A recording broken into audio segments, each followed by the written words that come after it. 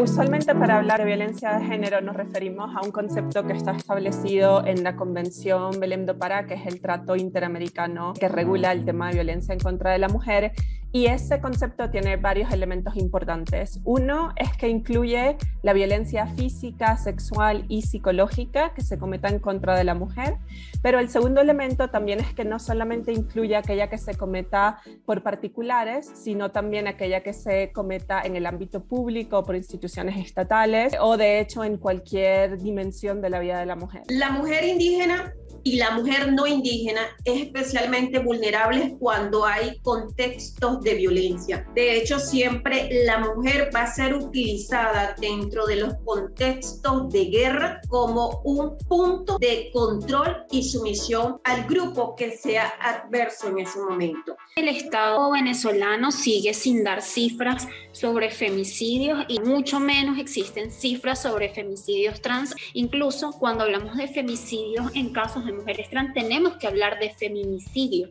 porque el Estado tiene una gran responsabilidad al negarle la identidad a las personas trans. Las mujeres trans mueren y son asesinadas, mejor dicho,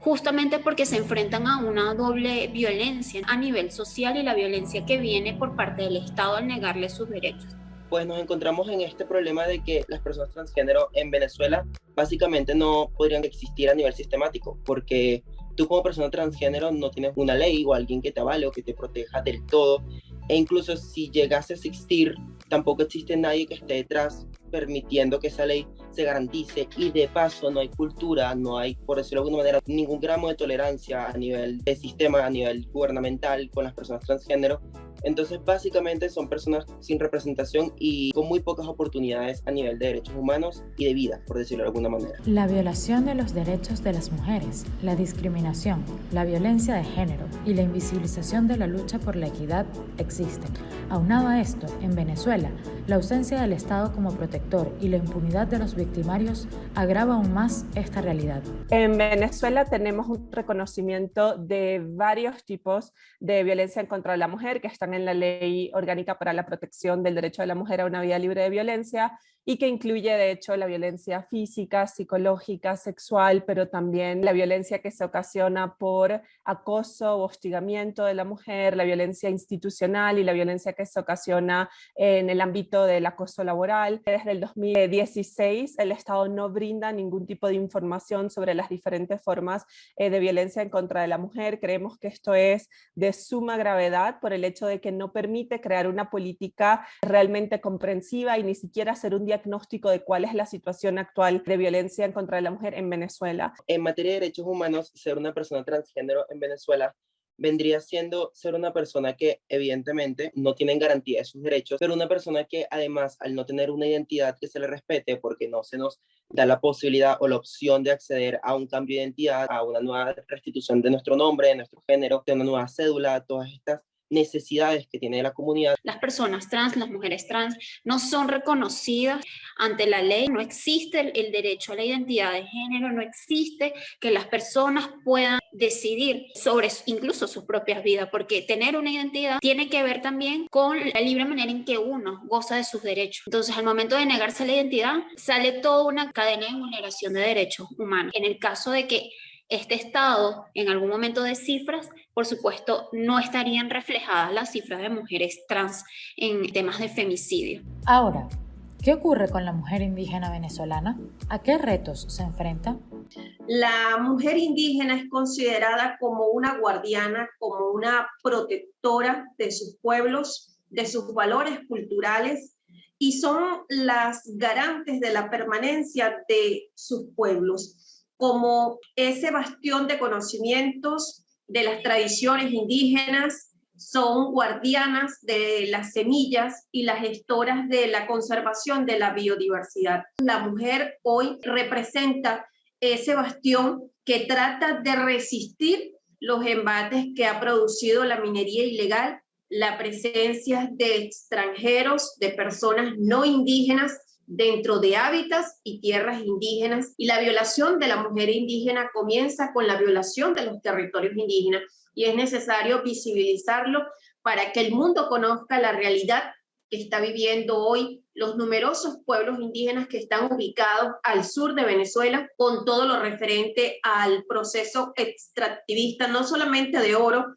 sino de diamante, de coltán y de otros minerales que son sumamente preciados, costosos y por supuesto están ubicados dentro de territorios indígenas. Tenemos mujeres indígenas en este momento capitanas de sus comunidades, tenemos mujeres indígenas que conocen sus derechos, así como otras que no conocen porque solamente comunican a través de su idioma indígena. Cuando trabajamos con el mundo indígena nos vamos a encontrar varias aristas. La primera es que puedes encontrar mujeres que dependen totalmente del hombre indígena porque no habla el español, y eso lo hemos podido notar en el proceso migratorio hacia los países vecinos. Esa mujer que está migrando muchas veces no logra expresarse porque no domina el español y por supuesto mucho menos el portugués cuando llega a la República Federativa de Brasil. Así como hay mujeres indígenas muy preparadas, hay mujeres que no conocen que se les están vulnerando sus derechos. De allí la importancia de la formación y la capacitación, porque cuando hablamos, por ejemplo, del estado Amazonas, el estado Amazonas tiene comunidades indígenas que están muy, pero muy alejadas, donde la única manera para poder salir o llegar a esa comunidad indígena es por vía fluvial, y actualmente se utiliza el canalete. El canalete es a remo para que esas personas puedan salir de allí. Y hay comunidades que no conocen que el hecho de que ellos no tengan servicios de salud es una violación del derecho a la salud. Y allí viene toda la violación de los derechos económicos, sociales y culturales previstos en la Constitución que comprenden al mundo indígena. Ante la ausencia de cifras oficiales y estadísticas que permitan recolectar la información y hacer un diagnóstico de cuál es la situación de violencia actual en contra de la mujer en el país, diversas organizaciones no gubernamentales han asumido, con infinitas limitaciones por la naturaleza de su organización, el rol de investigar y poder llevar un registro de casos de violencia de género. Existen organizaciones que estamos trabajando para poder llevar más o menos un registro de mujeres que fueron asesinadas, y esto lo llamamos feminicidios trans o transfeminicidios, entendiendo que el Estado tiene aquí una gran responsabilidad, no solamente la persona o el femicida, sino también el Estado como un actor que, debido a su silencio y debido a la manera en que viola de manera sistemática los derechos de las personas trans, tienen un gran peso y responsabilidad de estos asesinatos. Desde Uquira nosotras el año pasado logramos registrar 6 transfeminicidios que pudimos registrar gracias a los medios de comunicación. La mayoría de los transfeminicidios no son tan visibilizados como los casos de femicidios. Creo que las organizaciones de derechos humanos debemos seguir trabajando en investigar, en exigir cifras no solo de mujeres cis, sino cifras de la situación de mujeres trans en el país. Las estadísticas que tenemos y los números que tenemos ha sido por el trabajo de las organizaciones de la sociedad civil, que tal como CEPAS, también otras organizaciones han buscado hacer un monitoreo de cuál es la situación o de los hechos al menos más noticiosos para poder decir cuáles son los patrones de violencia que existen en el país, pero no hay unas estadísticas oficiales al respecto. Desde el monitoreo de femicidios que se ha hecho desde CEPAS, en el 2020 resaltamos que habían 212 casos de femicidio en ese año. El año pasado registramos 290 casos de femicidio y ya este año tenemos 20 casos de femicidio en lo que va del primer mes del año. La violencia de género es cualquier acto que perjudique a una persona basado en las diferencias de género. Según la Organización de las Naciones Unidas, 1 de cada 3 mujeres sufrirá violencia física o sexual en algún momento de su vida.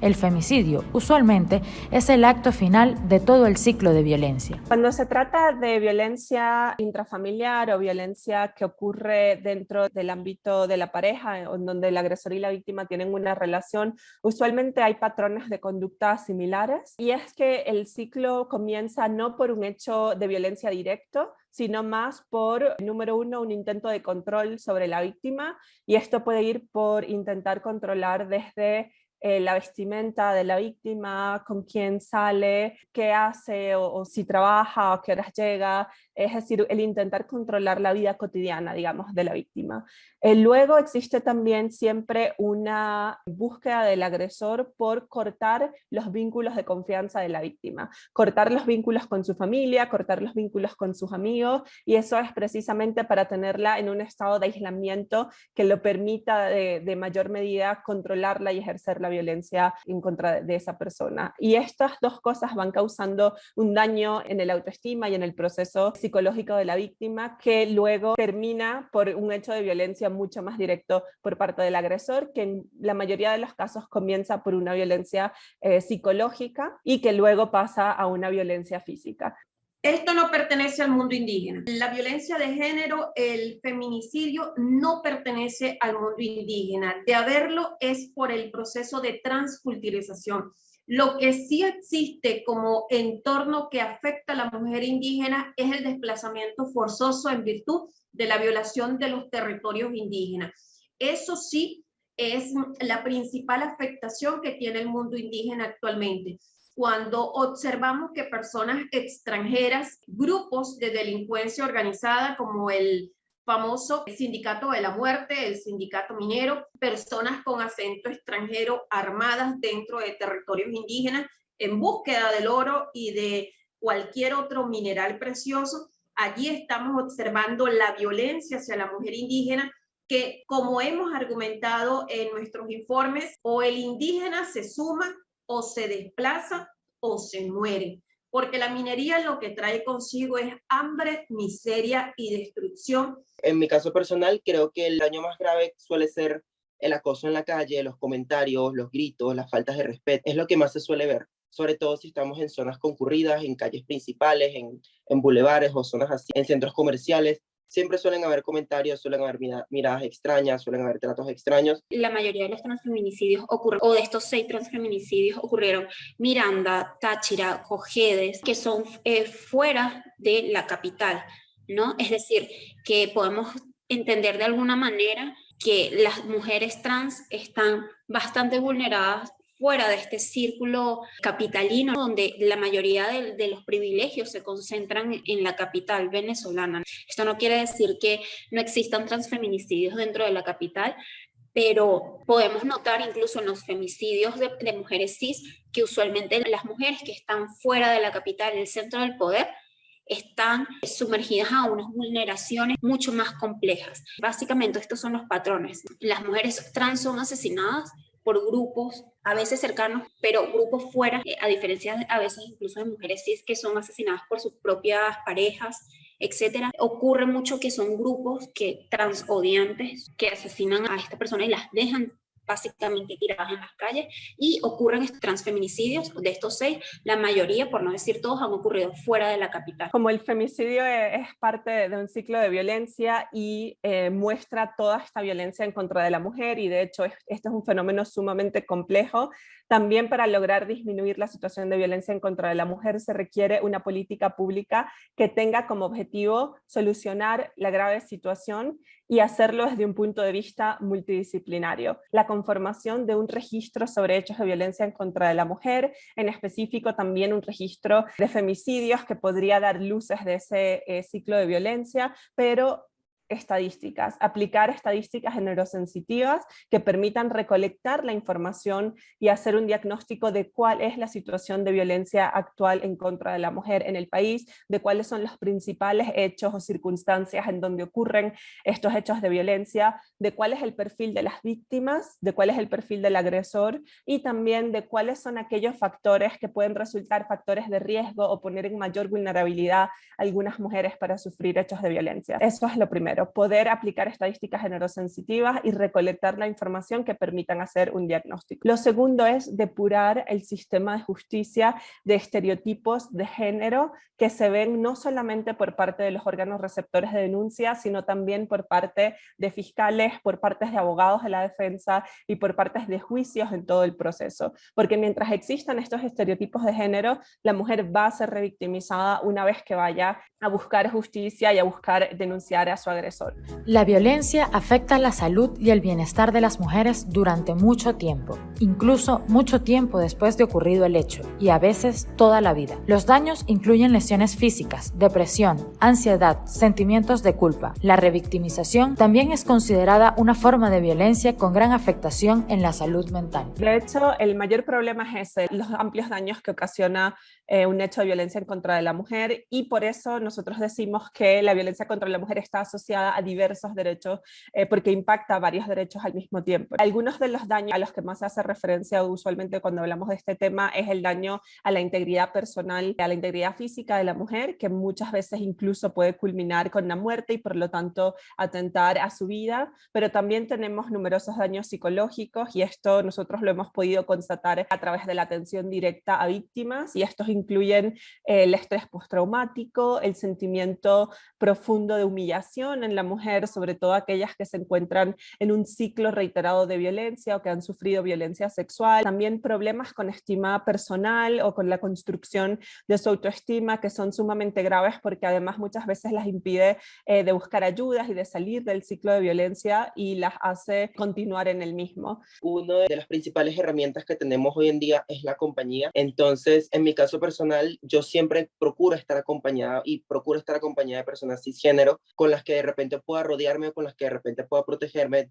no solo estar sola en la calle. Y siempre estoy recomendándole a mis amigos y a mis amigas trans que si tienen la oportunidad de salir con alguien, de hacer cualquier diligencia o que tengan que exponerse a la calle, traten de no hacerlo solas porque eso evidentemente nos vulnera, nos vulnera estar solas. Entonces, esa suele ser una de las principales cosas, y ya si estoy acompañada, suelo tener un poquito más de tranquilidad. Sin embargo, las veces que sé que no puedo contar con compañía, porque no siempre puedo pedir que alguien me esté acompañando, pues suelo limitar mucho de repente algunos rasgos en mi expresión, en mi vestimenta, e incluso a veces procuro tener cambios de ropa de manera tal que yo pueda salir a la calle vestida quizás como, pues nada, como una persona que podría no sufrir ningún tipo de acoso en la calle, y ya donde llegue a un lugar seguro me cambio. Esas son las estrategias que utilizo para evitar, bueno, no para evitar, pero para cubrirme quizás un poco del miedo y para no exponerme tanto a ese tipo de situaciones. Y bueno, procuro no estar de noche en la calle y más que todo es eso, pero evidentemente el miedo siempre está ahí. El miedo no es algo que te abandona ni que te deja de retumbar en las células, porque todo el tiempo cuando uno sale es como eso, es como que bueno, no sabes cuándo vas a volver a tu casa, porque realmente he vivido situaciones en las que me persiguen en la calle, me persiguen carros, me persiguen motos, porque no todo el tiempo, como digo, puedo estar acompañada. Hay veces que me acompañan hasta la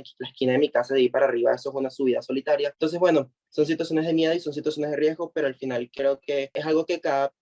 persona, y en este caso cada mujer, decide si tomar o no tomar, pero a veces se pone en riesgo también la salud mental al no poder expresarte como realmente eres. Entonces, nada, son situaciones que siempre están rozando y creando fricción, y es tomar o no tomar el riesgo a cambio de ser o no ser. Cuando hablamos de revictimización, hablamos del proceso por el cual una mujer que ha sido víctima de violencia se encuentra culpabilizada o no se cree su declaración sobre los hechos o su narrativa sobre los hechos, sino que se intenta buscar la responsabilidad en lo que esa persona dijo, hizo para ocasionar la violencia. Esto es lo más típico que vemos no solamente a nivel de los órganos del Poder Judicial, sino también a nivel social. También existen otros elementos que provocan la revictimización en el proceso ya judicial, y estos vienen relacionados, número uno, por ejemplo, a la duración del tiempo, cuando no se decide un caso en un plazo razonable y la mujer tiene que acudir por 11 años o 12 años al sistema de justicia, cuando se le pide también a la víctima que narre múltiples veces lo ocurrido, cuando no se le brinda la privacidad suficiente o el lugar incluso adaptado para tomar su declaración. Todos estos hechos son hechos que conllevan a que no solamente la víctima tenga el daño inicial que se ocasionó con la violencia por parte del agresor, sino que también se cometan o ocurran daños agregados a su integridad personal, a su integridad psicológica, que no son ocasionados directamente por el agresor, sino que son ocasionados ya sea a nivel social, por la falta de confianza en lo que la víctima dice, pero sobre todo a nivel procesal y a nivel del acceso a la justicia, por esa revictimización de tener que revivir una y otra vez el hecho ocurrido. Combatir la violencia de género requiere una reestructuración del sistema educativo y cultural de todas las sociedades, y aún más requiere de compromiso, preparación y capacitación de un sistema judicial que realmente ofrezca soluciones. En la medida en que los agresores sepan que van a ser llevados a la justicia, los niveles de agresión contra la mujer disminuirán. Uno de los puntos que nosotros hemos podido concluir del monitoreo que se realiza es la falta de denuncia, incluso en casos en donde los femicidios son la última parte de un ciclo de violencia que ya existía. Y la pregunta es, ¿por qué las mujeres no quieren denunciar en Venezuela? Y lo cierto es que no tienen confianza en el sistema de justicia actual. Para que las víctimas denuncien los hechos de violencia, tienen que tener confianza en el sistema de protección y en el sistema de justicia, y en que la denuncia no las va a poner en una situación de vulnerabilidad mayor a la que ya se encuentran. Algunos de los puntos que nosotros hemos dicho se requieren para generar esa confianza es crear un canal de comunicación eficiente para que las mujeres puedan interponer denuncia con facilidad, teniendo en cuenta que muchas de ellas habitan en el mismo lugar que su agresor. Además, el hecho de que los funcionarios, y sobre todo los funcionarios receptores de denuncia, tengan conocimiento sobre temas de violencia de género y no tengan estereotipos al primer momento en que tienen contacto con una víctima. Además, que se lleve a cabo una debida diligencia de los hechos cuando son denunciados en un plazo razonable, y que exista una respuesta apropiada con medidas de protección que logren hacer que una vez que la mujer denuncie esté en una situación en donde su integridad personal no vaya a ser vulnerada, y además que existan casas de abrigo en el país en donde aquellas mujeres que cohabitan con su agresor y no tienen dónde ir una vez pongan la denuncia puedan ir y sentirse asistidas. Realmente, y la importancia del tema de acceso a la justicia es que en la medida en que los agresores sepan que van a ser llevados a la justicia y de que existe un sistema de justicia que va a determinar su responsabilidad por estos hechos, van a bajar los niveles de agresión en contra de la mujer. Uno de los problemas, si tuviese que elegir el más fundamental que hemos podido aprender como de la experiencia propia, ha sido el momento de poner la denuncia. El momento de poner la denuncia es fundamental para las víctimas porque va a determinar su actitud en el resto del proceso y en qué medida van a estar protegidas en la mitad de ese proceso. Lo que hemos evidenciado cuando hemos acompañado a víctimas a poner la denuncia es la existencia de graves estereotipos de género por parte de los órganos receptores de denuncia. Esto va desde preguntar a la víctima qué hizo para merecer el hecho de violencia, o preguntarle cuáles eran las circunstancias, decir que es un tema de parejas cuando se trata de violencia intrafamiliar o violencias donde el agresor tiene una relación con la víctima, en muchas veces enviando a la víctima de nuevo a la casa que comparte con el agresor para que sea expuesta a mayores hechos de violencia. Ahora, ¿qué hacemos? ¿Cómo podemos ser parte de la solución y no del problema? Ese es el contexto de esclavitud a la cual es sometida nuestra mujer indígena, esa niña indígena que está creciendo y está viendo la transculturalización, la pérdida de los valores, y por eso la invitación es al fortalecimiento del mundo indígena. Considero que debemos fortalecer nuestras raíces para que Venezuela pueda tener un mejor porvenir. La educación es importante, tener un buen sistema educativo donde todas las personas seamos visibles, donde todas las identidades, todas las orientaciones, todas las etnias, es decir, que se nos reconozca desde allí, reconocer que empezar a hablar incluso de empatía por la otra persona, porque no es nada más la tolerancia, sino de empatía y el respeto por la existencia de la otra persona, la empatía y el respeto por la diversidad. Eso es lo que hace un sistema democrático y a una sociedad democrática. Entender que todas las personas merecemos todos los derechos y que todos los derechos son para todas las personas y que existe una gran diversidad de personas, que existimos y no podemos negar la existencia de la otra persona. Es necesario que reflexionemos de manera interna sobre nuestros comportamientos, sobre nuestras narrativas, sobre el mensaje que le estamos llevando a los demás. Es importante, incluso como defensores y defensoras de derechos humanos, nosotros debemos estar en constante deconstrucción,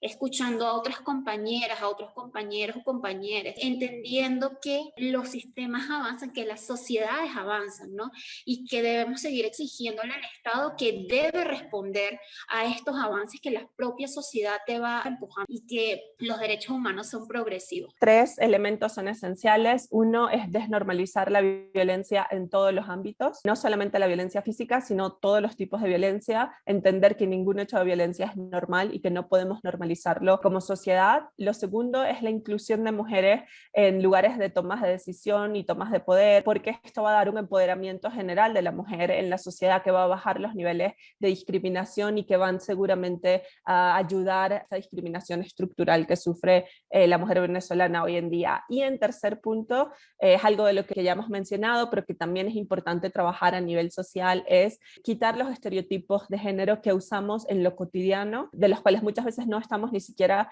conscientes, pero el primer paso es identificar cuándo estamos aplicando un estereotipo de género que incluso puede parecer inofensivo en primera, pero que realmente contiene un mensaje de violencia en contra de la mujer. Entonces, desprendernos de esos pensamientos que son inherentemente discriminatorios, saber cuándo los estamos pensando, diciendo, y eliminarlos a nivel social y a nivel de educación es importante. De mi parte, quisiera que el mensaje fuese más una invitación a lo que vendría siendo todo el resto de la humanidad que no pertenece del todo a la comunidad trans, a empaparse del tema y a empaparse de lo que vendría siendo la realidad, porque al menos en mi experiencia ha sido muy grato y muy además bonito encontrarte con personas cisgénero y con personas que digamos viven en una especie de, evidentemente viven en problemas porque todo el mundo tiene problemáticas, pero que dentro de lo que cabe viven en esta burbuja de privilegios de ser personas cis, que han tenido esta iniciativa de entender, de educarse, de acercarse, de preguntar y ante todo de respetar siempre cuál pueda ser la respuesta que obtengan y qué pueda ser eso que puedan esclarecer partiendo de esa curiosidad que en muchos casos, o al menos en mi caso, siempre ha venido de personas que realmente tienen buenas intenciones y que realmente tienen como la voluntad de ser aliadas de lo que vendría siendo toda esta situación. Entonces, quisiera pues nada, invitar a las personas fuera de la comunidad trans a conocer, a acercarse, a preguntar, a saber, a leer, porque la información está ahí, la información está en internet y realmente es valiosa.